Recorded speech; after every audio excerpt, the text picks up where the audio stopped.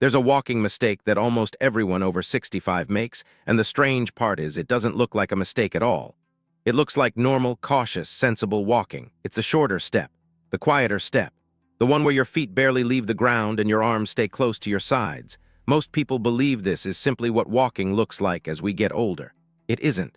It's a pattern the body adopts to feel safer, and in the process it makes the body less safe. By the end of this video, you'll know exactly what this pattern is, why the nervous system creates it without you noticing, and the specific, low-cost way to reverse it before it becomes permanent. Here's the core problem, stated plainly. Somewhere in our 60s and 70s, walking quietly changes shape. Steps shorten. The feet lift less off the ground. The arms stop swinging the way they used to. Many people never notice this happening because it happens gradually over years, one cautious step at a time. And because walking is still happening every day, most people assume everything is fine. The mistake isn't that people stop walking. The mistake is that they keep walking the wrong way, and they keep believing that walking itself is protecting them from falls and muscle loss, when in fact the way they're walking may be quietly working against them. To understand why this happens, it helps to know what's actually going on inside the body. Walking looks automatic, but it's one of the most complex things the nervous system does. Every step requires the brain to coordinate signals from the eyes, the inner ear, and sensors in the feet and joints called proprioceptors, which tell the brain exactly where your limbs are in space without you having to look. As we age, all three of these systems can lose some sharpness. Vision changes. The inner ear's balance organs become less sensitive, and the nerve signals from the feet, especially in people with reduced circulation or mild nerve changes, arrive slightly slower and less clearly. The brain notices this drop in information before you consciously do, and it responds the only way it knows how, by making walking more conservative, shorter steps, feet kept closer to the ground, less arms swing, because swinging arms shift your center of balance and the brain would rather keep things still and controlled. This is a real measurable phenomenon that researchers who study aging and mobility have documented for decades. It even has a name in the scientific literature. It's often described as a cautious gait pattern, and it shows up as reduced step length, reduced walking speed, and reduced foot clearance, meaning the toes come closer to scraping the ground with every step. On its own, none of this feels dangerous. It feels careful. That's exactly why it spreads so widely and why almost nobody catches it early. Here's why this matters more than it seems. Reduced foot clearance is one of the single biggest predictors of trips and falls in older adults, because even a small dip in how high the foot lifts is enough to catch a toe on an uneven sidewalk, a rug edge, or a single stair. Shorter steps and less arm swing also reduce the natural rotation of the trunk and hips during walking, and that rotation is part of what keeps you balanced when your foot lands. Take it away, and your base of support narrows exactly when you need it to be strongest. Physical therapists who work with older adults will often say the cautious shuffle isn't caused by weak legs alone. It's caused by the brain deciding that a shuffle is safer than a stride, and that decision, over months and years, trains the muscles to do less. Less hip extension, less ankle push-off, less use of the muscles that keep you upright when something unexpected happens, like a curb you didn't see or a gust of wind. In other words, the pattern that feels protective is often the very thing eroding the strength and coordination that real protection depends on. Think of it this way. Imagine driving a car where the sensors that tell you how close you are to the curb have gotten slightly less reliable. You wouldn't necessarily notice the sensors themselves failing. What you'd notice is that you start driving more cautiously, staying further from the edges, slowing down before turns you used to take at speed. That's not a conscious decision to drive worse. It's a reasonable adaptation to less reliable information. The aging body does something remarkably similar with walking, and understanding that helps explain why this pattern isn't a personal failing. It's the nervous system doing exactly what it's designed to do with the information it has. The problem is that the adaptation, left unchallenged, becomes its own source of risk. There's a second myth worth addressing here too, because it often travels alongside the first. Many people assume that once a shuffling pattern sets in, it's simply a fixed part of aging, something to accept rather than something to work on. The research on gait and balance training doesn't support that view. Studies on structured balance and strength interventions in adults well into their 70s and 80s have shown measurable improvements in gait speed, stride length, and balance confidence. indicating that this pattern responds to targeted practice rather than being a one-way street. The nervous system's ability to relearn movement patterns, sometimes called neuroplasticity in this context, doesn't disappear with age. It becomes somewhat less efficient, which is exactly why consistency over weeks and months matters more than it might have in your 20s. But the capacity to improve remains real and well documented. There's a myth that deserves to be corrected here, because it's one of the most common beliefs among people trying to stay healthy after 65, and it's only half true. The myth is this: as long as I'm walking regularly, I'm doing enough to protect my balance and my muscles. Walking is genuinely valuable. It supports cardiovascular health, helps regulate blood sugar, and is linked in large population studies to lower rates of heart disease and earlier death from any cause. But walking at a comfortable, familiar pace, with the same shortened stride day after day, primarily trains the body to do exactly that. Walk at a comfortable, familiar pace with a shortened stride.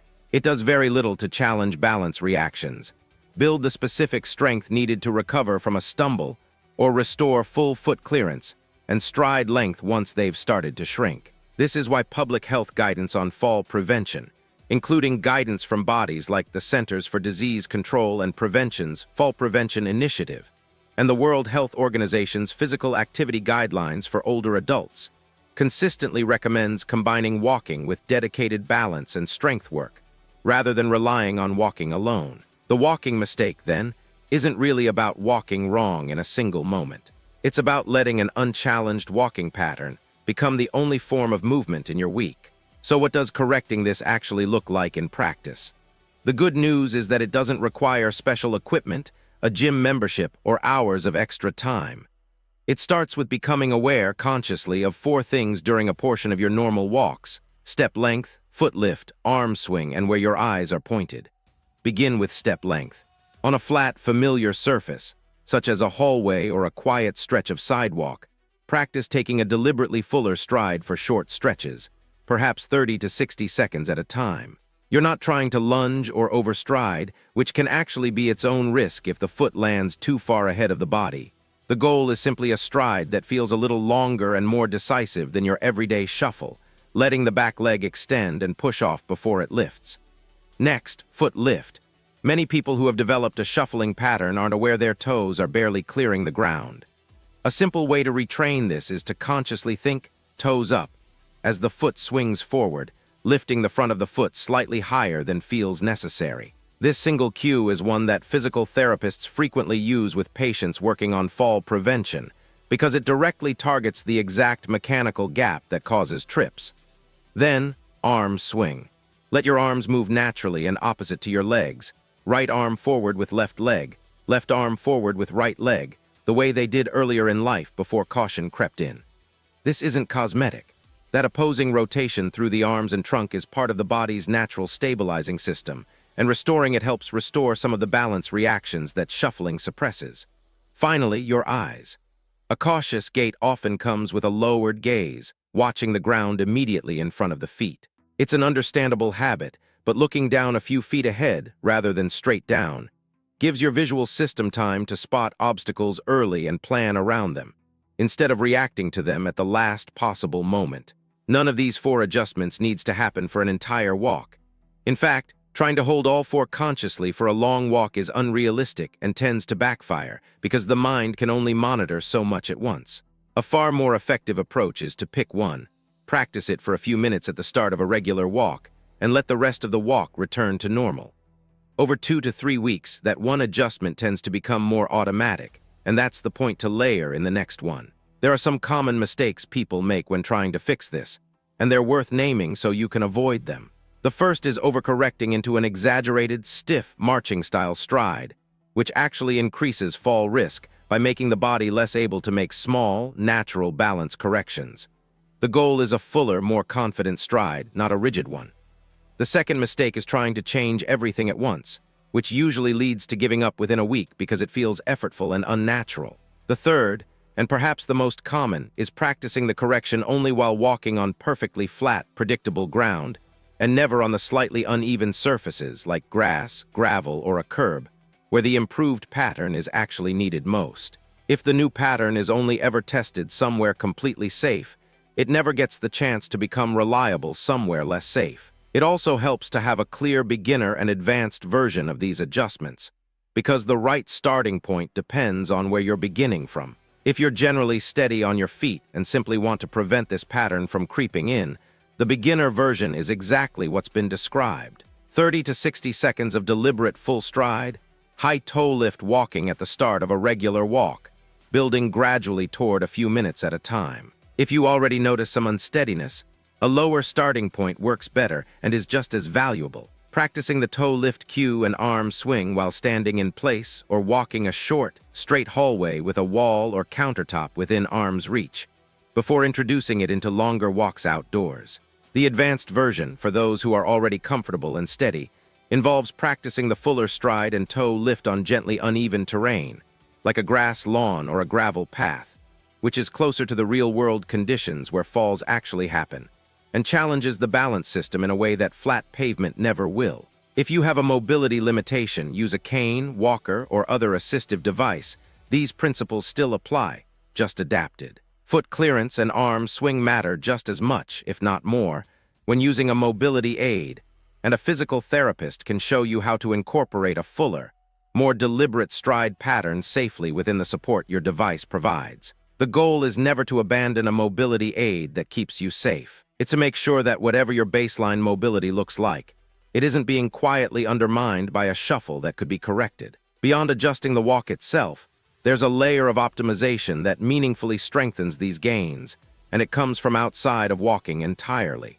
Because a cautious gait develops partly from weakness in specific muscle groups, targeted strength work makes the corrected walking pattern easier to sustain. The muscles most involved are the calf muscles and hip extensors that create push-off, and the muscles around the ankle and hip that control side-to-side stability. Simple exercises that address these, such as rising onto the toes and lowering slowly while holding onto a counter for support, or standing on one leg for a supported 10 to 20 seconds at a time, are inexpensive, require no equipment, and are widely used in fall prevention programs studied in older adult populations, including multi-component programs that combine strength and balance training and have been associated with meaningfully lower fall rates in clinical research. These exercises complement the walking correction directly. The walk teaches the pattern, and the strength work gives the muscles the capacity to hold that pattern under real-world conditions, like stepping off a curb or catching yourself on uneven ground. Footwear is another detail that quietly interacts with all of this, and it's worth mentioning because it's often overlooked. Shoes with worn-down, uneven soles or with minimal support around the ankle can make a fuller, more confident stride feel less stable than it actually is, which nudges people right back toward the shuffle without them realizing why. Well-fitted, supportive shoes with good tread aren't a luxury item here. They're part of what makes practicing a fuller gait feel safe enough to actually do. On the other end of the spectrum, shoes with thick, unstable soles marketed for cushioning can sometimes reduce the feedback your feet receive from the ground, which works against the goal of keeping the nervous system well-informed. A simple, flat, snug-fitting, supportive shoe is generally a safer foundation for this kind of practice than either extreme. As with anything involving strength and balance changes in older adults, safety deserves real attention rather than a passing mention. If you have a diagnosed balance disorder, a history of frequent falls, significant nerve damage in the feet such as from diabetic neuropathy, or a recent joint replacement or surgery affecting the hips, knees, or ankles, these walking and balance adjustments should be introduced with guidance from a physical therapist or physician, who can tailor them safely to your specific situation. Warning signs that warrant medical attention before continuing on your own include sudden new dizziness during walking, a fall that resulted in injury, pain that changes your gait, or a noticeable worsening of balance over a short period of time. For most healthy older adults without these concerns, the adjustments described here are considered low risk, since they involve moving within your normal walking routine rather than introducing new, higher-impact activity. Even so, practicing single-leg balance work near a sturdy countertop or wall, rather than in open space, is a simple precaution worth taking from the start.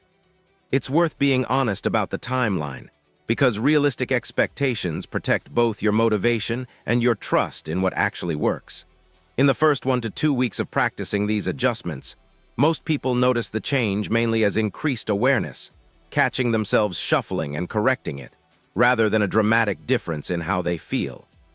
Around 3 to 4 weeks of consistent practice, many people report the fuller stride and toe lift beginning to feel more natural, requiring less conscious effort. By 2 to 3 months, when the walking adjustments are paired with the strength and balance exercises described earlier, research on multi-component fall prevention programs suggests measurable improvements in balance, confidence, and gait quality are achievable for many older adults. Though individual results vary based on starting strength, existing health conditions, and consistency.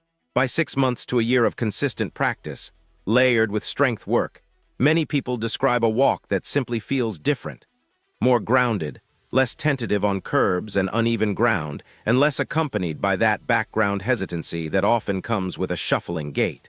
This isn't a routine that produces overnight results, and no honest account of gait and balance training would claim otherwise.